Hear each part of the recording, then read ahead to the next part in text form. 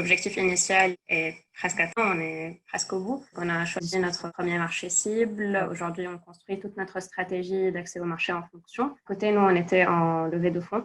Et donc, ça a été un élément critique pour nous d'avoir un positionnement plus clair parce que c'est ce qui a permis de réconforter les business angels avec qui on discutait, de leur montrer qu'on avait la tête bien sur les épaules, qu'on savait où on se dirigeait. Et donc, ça, c'est grâce au travail qu'on a pu faire au sein de Geob, avec Jules, avec toutes les personnes avec qui on a discuté. Dans une autre dimension, nous, on cherchait aussi pas mal de relationnel avec le milieu médical afin de pouvoir trouver des advisors. Donc, grâce aux mises en relation, on a déjà pu rencontrer plusieurs personnes du milieu pour nous accompagner.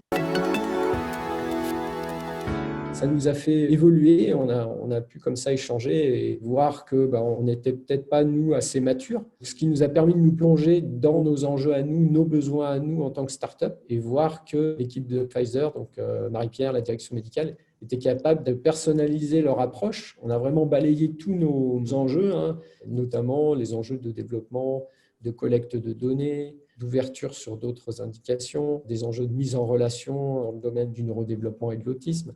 Donc, ça a permis de rebondir finalement sur d'autres objectifs.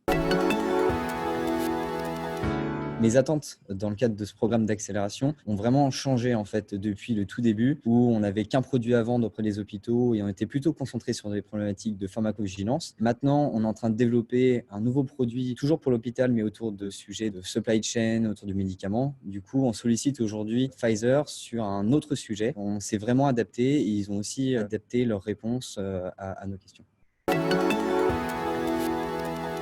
Pendant ces 4, 5, 6 mois, il y a eu un virement qui s'est opéré. C'est qu'au départ, je parlais de Philippe comme d'une application. Aujourd'hui, je parle de Philippe comme d'un média. On a un podcast, on a des webconférences, on a un magazine. Quand j'ai intégré le programme, j'avais un spectre qui était assez limité, qui s'adressait aux personnes qui souffrent principalement de troubles alimentaires, donc l'anorexie, la boulimie. On a parlé du VIH, de l'hyperthyroïdie, de l'autisme. On a parlé de beaucoup de maladies pour lesquelles vraiment j'avais pas de connaissances. Je suis pas professionnelle de santé, je le rappelle. Et sans Dominique, vraiment, j'aurais pas pu identifier ces pathologies-là.